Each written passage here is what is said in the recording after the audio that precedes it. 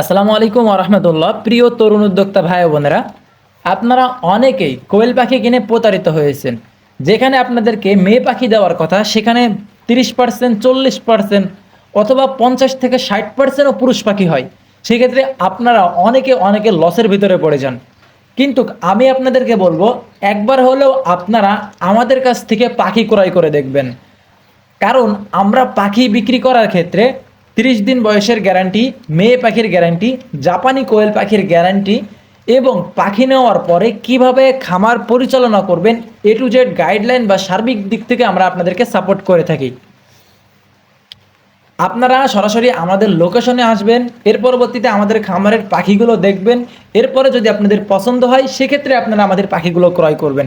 যদি পছন্দ না হয়, সেক্ষেত্রে আপনাদের কোনো প্রকার পাখি কালেক্ট করার দরকার নেই। এবং আপনি যদি চান যে আপনি নিজে হাতে পাখি বাছাই করবেন বা আপনি পুরুষ মহিলা চেনেন, সেক্ষেত্রে আপনি নিজে আমাদের খামার থেকে পুরুষ মহিলা বাছাই করে পাখি কালেক্ট করতে পারবেন। আর আপনি যদি নিজে পুরুষ মহিলা না চেনেন, সেক্ষেত্রে আমরা আপনাদেরকে পুরুষ মহিলা বাছাই করে দিব। আমরা পাখি বিক্রির ক্ষেত্রে সবসময় গ্যারান্টি দিয়ে পাখি বিক্রি করি।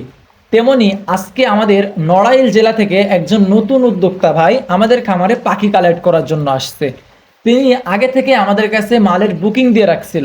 আজকে আমরা তাকে প্রায় 100 পিস 32 দিন বয়সী মেয়ে কোয়েল পাখি দিতেছি এবং তাকে আমরা 90 থেকে 95% পর্যন্ত গ্যারান্টি দিয়েছি।